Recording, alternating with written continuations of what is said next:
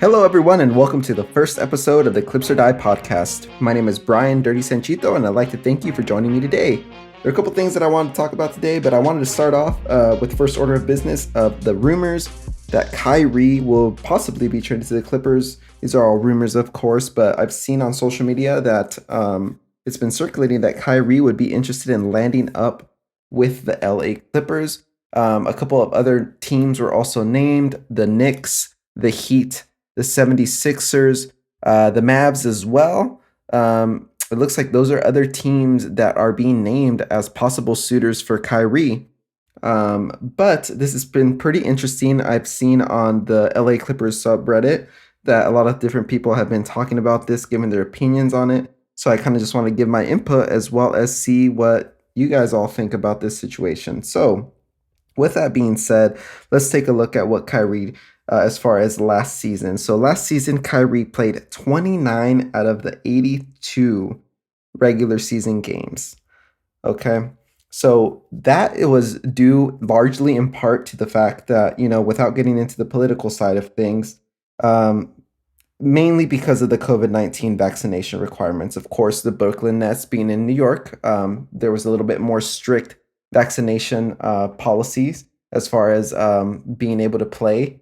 So that really affected them, and as well as other major cities that host NBA teams, where NBA teams are from, they had the cities had vaccination requirements. So that really affected the amount of games that he was able to play.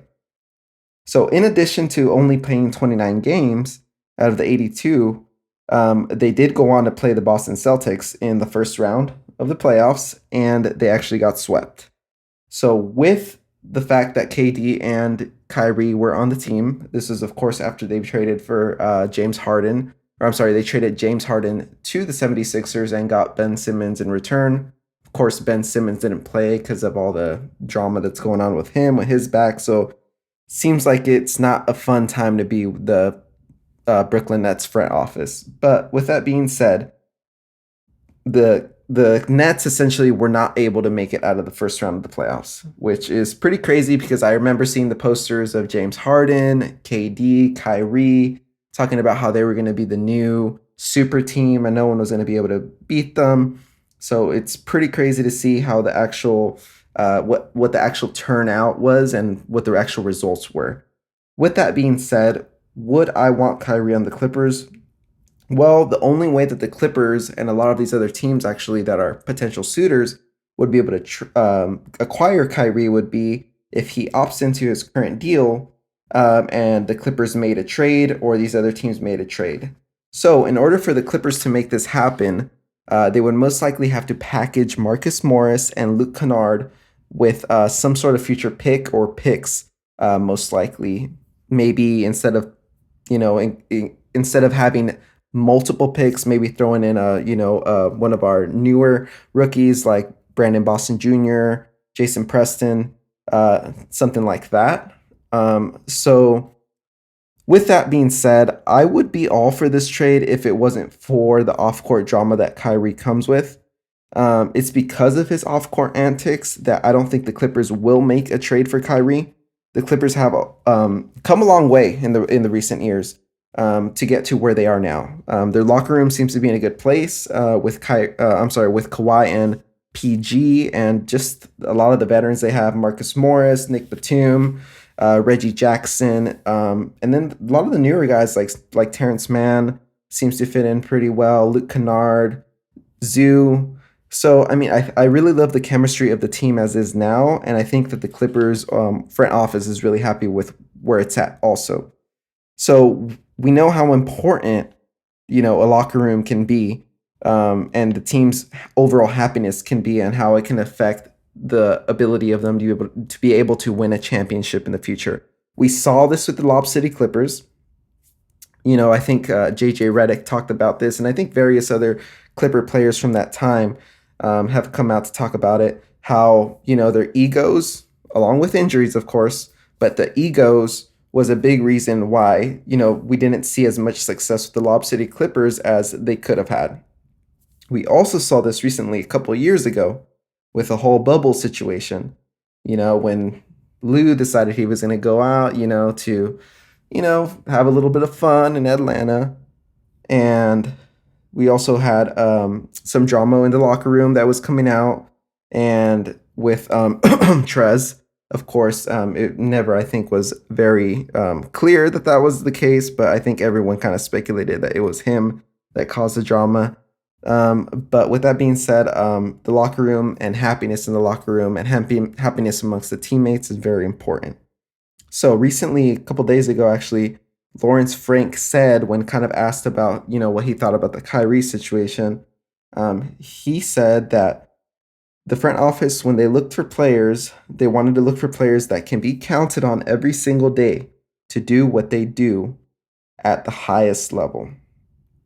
Now, with that quote, without going any further into the quote, because it was a little bit of a longer quote, but without going any further into it, if we stop right there, Kyrie does not fit into this category. So for all of these reasons that I've just mentioned, I don't see the Clippers making a trade for Kyrie. And to be honest, I'm okay with that. I'm okay with that. I'm okay with other teams taking him. Because if we see what would happen or what opportunities might come up if other teams take him, well, Kevin Durant has been monitoring the situation as it's been reported. And well, if Kyrie is traded or if he can't come to any sort of agreement with the Nets, then I think it's a very, very, very high possibility that KD could say, I want to get traded. So if he becomes available and demands a trade, then I think the Clippers should definitely make a run for him and see what it takes to get Kyrie. I'm personally a big fan of, to KD. I said Kyrie, I meant KD. I'm personally a big fan of KD. I love his style of play. I think he's great. I just love watching him play. And though we might have to give up more for him, I'm okay with that personally. I'm okay with giving up, more future assets if it means that it puts us in a better place to win now. As much as I love this team as it is, and I really want to see this team win a championship as is, KD would be awesome. And I think that anyone that said otherwise and anyone that said that they would not make that trade for KD to their team, I think they're out of their mind. Additionally, there's been other rumors coming out today that KD is just not happy with how the Brooklyn Nets front office has handled the Kyrie situation. And it's almost like he's feeling that, the front office is kind of like the villain in this case, or that's what it's kind of being seen. Of course, this is all reports. This is all speculation, all coming from quote unquote sources. So we don't really know what to think until we actually get the information straight from the horse's mouth. So that's what I think. Let me know what you guys think about the Kyrie KD situation. Who would you want if we were to do a trade, in your NBA 2K world? Which one of these would you take and who would you be willing to give up? Let me know. And let's get some conversation going about this. Now, I'd like to move on to Nic Batum. So Nic Batum, the commander of the Batum Battalion, shout out to Clipper Spencer. I believe he's a huge Batum fan. I've seen various pics of him on Twitter, dressed up in his attire, going all out, supporting the Batum Battalion. I think he might have started the Batum Battalion, if we're being completely honest. But with that being said, Batum has declined his option for another year, which I think it was about $3 million or something like that. I saw it reported by Woj, but many fans are worried about this. I myself was worried about this when I saw the news also. However, Batum, I think he's likely to stay with this team. He's become a fan favorite. I love Batum. Just crazy for him to go, like he said personally himself, he went from his lowest point of his career.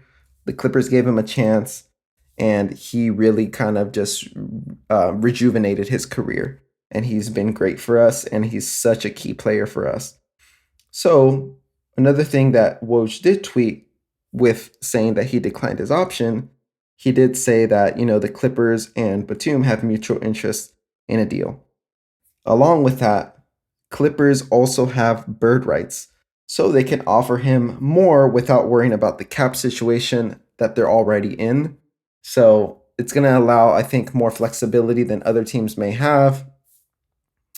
Not only that, I don't think that Clipper fans should be too worried. And the reason that I say that, I don't think that Clipper fans should be too worried.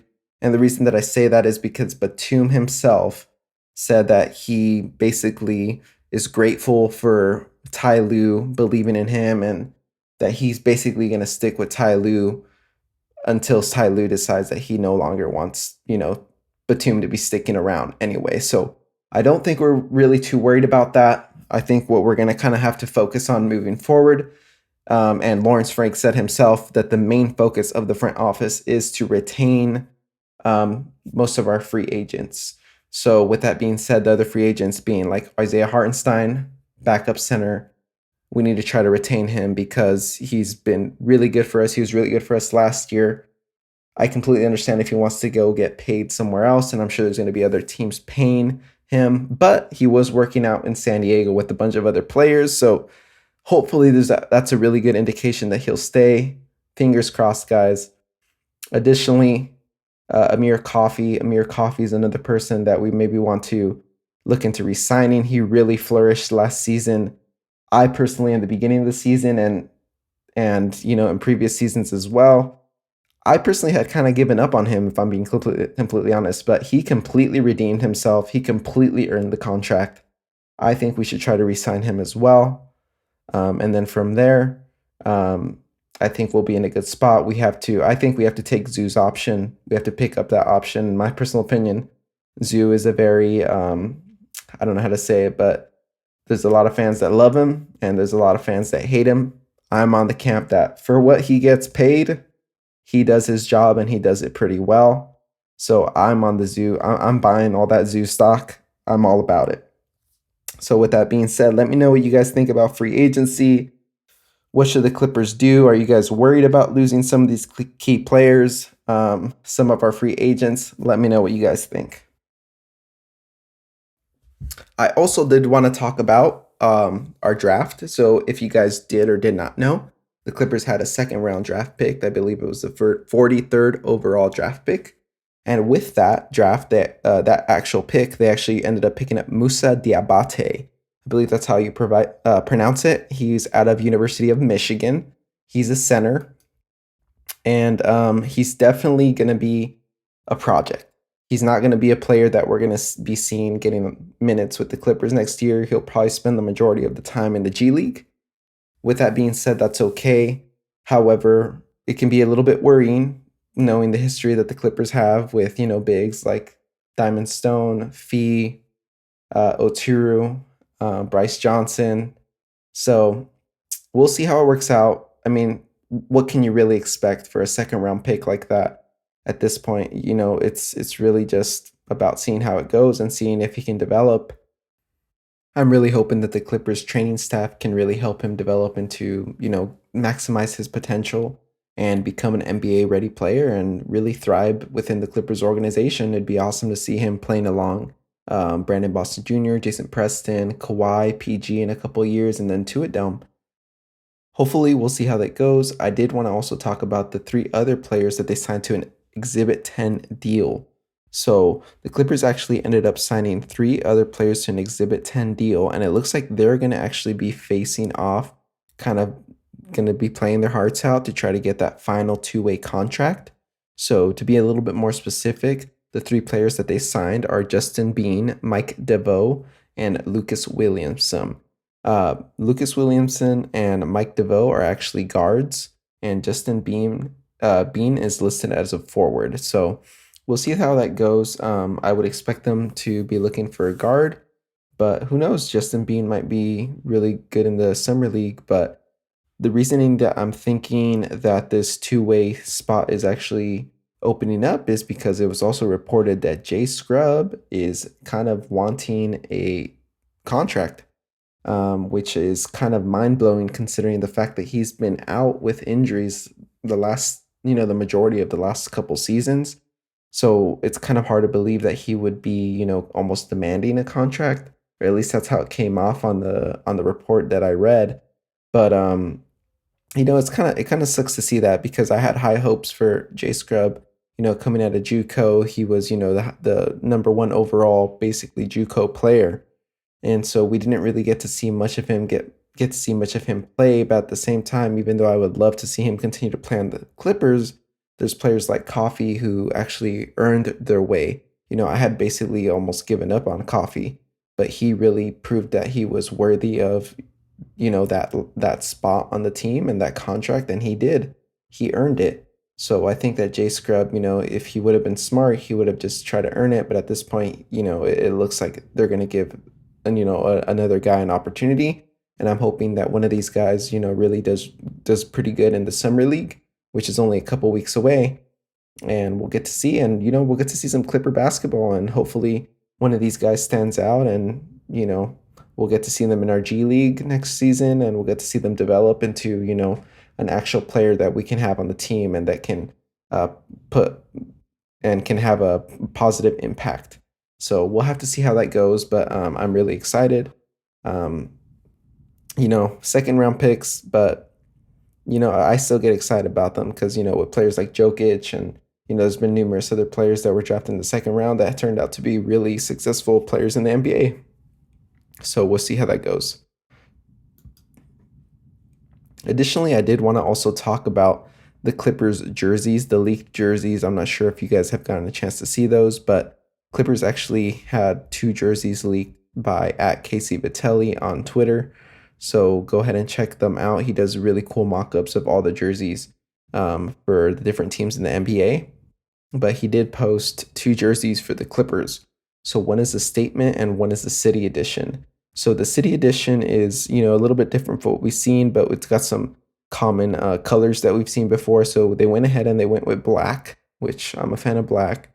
And on the actual jersey itself is actually script writing in lowercase that says Los Angeles. So, it's a pretty basic jersey. I would have loved to see a little bit more variety in this jersey, whether it be, adding some uppercase letters. I know that's being picky, but, that's what I would have liked to see. Another thing too, considering that the statement jersey that has been leaked is also black. Let me talk about that first before I go back to the city edition. But the statement jersey, of course, has the Jordan logo. It's got the flags on the left-hand side, which is a throwback to, the San Diego Clippers, as well as the, I believe it was the city edition that we had this last year. That was the blue city edition jersey. So it's kind of a throwback to San Diego Clippers and that jersey from last season. So you have that, and then you have the Mr. Cartoon Los Angeles San Andreas font on the front of the jersey, which I love. You also have the red and blue on the collar, which is cool. These are probably my favorite, design jerseys. I have a Kawhi jersey of these, and I really love this design. So with that being said, with that statement jersey being black, I think it would have been really cool to have a red or different color jersey for the city edition. So we'll have to see what happens. Of course, these are all mock-ups, but hopefully someday we get a red jersey back. It'd be awesome. Who knows? I'm really thinking that the Clippers are going to really look into possibly rebranding in the next couple of years. I'm hoping for a rebrand. I was never a fan of the current logo, and they kind of got away from that logo, the original Clippy logo. I know we got a lot of hate from that logo, and people were clowning on the Clippers for that logo when it first came out, but I was never a fan of the LAC Clippy looking logo, and I'm really hoping, and I've been hoping ever since they announced it, that we would get a new logo and a new, rebrand. So we'll have to see. Hopefully it's not a full-on rebrand. Hopefully they just redo the logo, but I know some people are hoping for a complete rebrand, especially with the Intuit Dome opening up in 2024. Some people are wanting to see a complete rebrand, but I would just be happy with the logo and possibly, color rebrand. But we'll have to see how that goes, and let me know what you guys think about that in the comments below. I'm really excited to see the new stadium and open up in a couple of years, and I'm really excited to see, what other jerseys come out if we do get a rebrand and a brand new logo. It'd be awesome. But I've been hoping for it for a long time, and I know that a bunch of Clipper fans have also been hoping for that. So we'll just have to wait and see. With that being said, I think I'm going to go ahead and wrap up this episode right here.